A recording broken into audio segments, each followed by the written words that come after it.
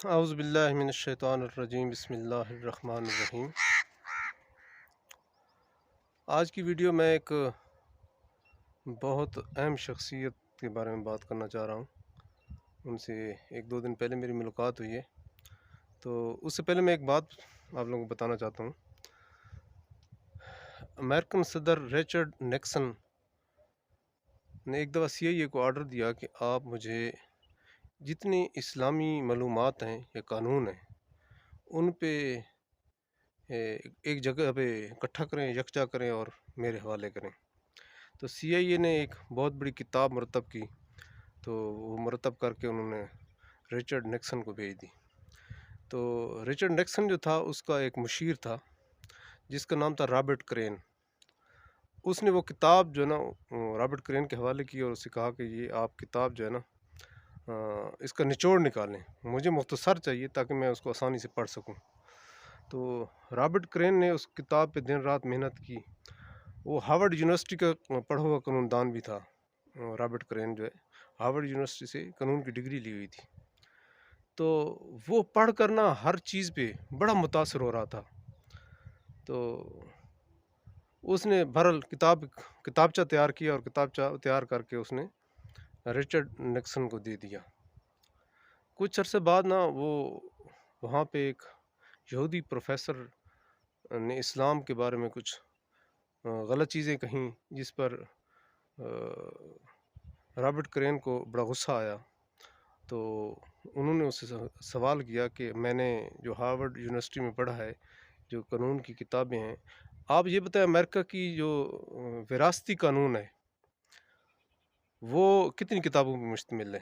تو یہودی بھی قانون دان تھا، اس نے کہا جی وہ 9 کتابوں پر مشتمل ہے، 9 جلد ہیں اس کی قانون کی، صرف وراثت کے قانون کی 9 جلدیں۔ تو رابرٹ کرین نے اس کو کہا کہ اگر میں آپ کو ایسا قانون بتاؤں جو صرف اور صرف 10 لکیروں پہ شامل ہو، جو صرف اور صرف 10 سطروں پہ شامل ہو، جو صرف اور صرف 10 آیات پہ شامل ہو، وراثت کا قانون، تو آپ کیا اس کو مانیں گے؟ اس نے کہا جی یہ تو ہو ہی نہیں سکتا۔ بہرحال رابرٹ کرین نے وہ 10 آیات جو ہے نا اس کو ریٹن میں دے دیں کہ یہ جو ہے نا وراثت کا قانون ہے، صحیح، اور یہ اسلامی کتاب اور قرآن پاک سے لیا گیا ہے۔ تو وہ بھی بڑا حیران ہوا، وہ پوری رات اس کو پڑھتا رہا اور سوچتا رہا، ان 10 آیات کو سوچتا رہا۔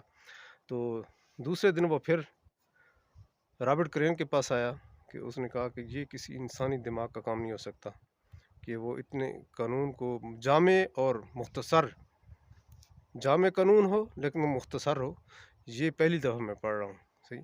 تو وہ دونوں اس بات کو پڑھ کر دونوں مسلمان ہو گئے۔ تو اس چیز سے ایک تو آپ کو یہ واضح ہو جائے گا کہ قانون کی کتنی اہمیت ہوتی ہے، کہ کسی چیز کا اگر قانون بنتا ہے اس کی کیا اہمیت ہوتی ہے۔ تو یہ ایک پڑھے لکھا لوگ ہی سمجھ سکتے ہیں اس چیز کو، اور قانون کی اہمیت کو بھی سمجھ سکتے ہیں، صحیح۔ اور خصوصاً پھر قرآن پاک کے لاز، اس کے قانون جو ہیں ان کی بڑی اہمیت ہے۔ تو میں آج جس شخص کا ذکر کرنا چاہتا ہوں، 2 دن پہلے جو نا میری ان سے ملاقات ہوئی ہے، تو رشتے میں میرے چاچا بھی لگتے ہیں، صحیح۔ تو ماشاءاللہ انہوں نے 1970 میں BA کیا تھا اکنامکس میں۔ تو 2 دن پہلے بڑی سیر حاصل ان سے گفتگو ہوئی ہے، تو وہ بہت ساری چیزیں نا ریٹن میں ان کے پاس موجود ہیں، صحیح۔ تو انہوں نے مجھ سے وعدہ کیا ہے کہ میں آپ کو پڑھنے کے لیے دوں گا، خصوصاً اس نے بکھر کی ہسٹری، منکیرا کی ہسٹری، صحیح۔ قانون تو میں خود اتنا نہیں جانتا، میں اتنا چیزوں کو نہیں جانتا، لیکن ہسٹری کا ایک طالب علم ضرور ہوں، دلچسپی رکھتا ہوں، ہسٹری کو پڑھتا رہتا ہوں، صحیح۔ تو میں نے ان سے کہا ہے کہ آپ مجھے دیں، میں آپ کی کتاب کی بجائے ایک ویڈیو کی صورت میں چھوٹے چھوٹے کر کے کلپ بناتا رہوں گا اور لوگوں کے سامنے پیش کرتا رہوں گا، تو اس سے لوگ مستفید ہوں گے، کیونکہ ان کی چیزیں کافی جو ہے نا انٹرسٹڈ تھیں۔ وجہ یہ تھی کہ وہ ایک تو پڑھے لکھے انسان ہیں اور جدید طرز کی اس نے ہسٹری کو نا لیا ہے۔ جیسے کہ مثال کے طور پہ ان کا ایک بات کہنے کا مقصد یہ تھا کہ 1887 میں جب انگریز نے اس خطے کی پیمائش کی، دہلی سے لے کر، صحیح، پشاور تک ایک ایک انچ زمین کو انہوں نے پیمائش میں لے کے آئے، صحیح۔ تو اس کا ایک سینٹر پوائنٹ بنایا انہوں نے، صحیح۔ اور ہم بہت سارے لوگوں کو، مجھے بھی نہیں پتا تھا، بہت سے لوگوں کو نہیں پتا ہوگا کہ وہ سینٹر پوائنٹ کہاں پہ تھا، صحیح۔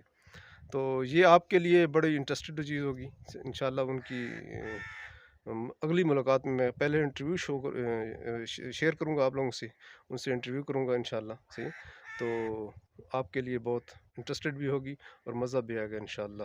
تو یہ چیزیں آج بتانی تھیں آپ لوگوں کو، انشاءاللہ ان قریب وہ میں ضرور شو کروں گا اور دکھاؤں گا آپ لوگوں کو۔ تو اس کے ساتھ ہی اللہ حافظ۔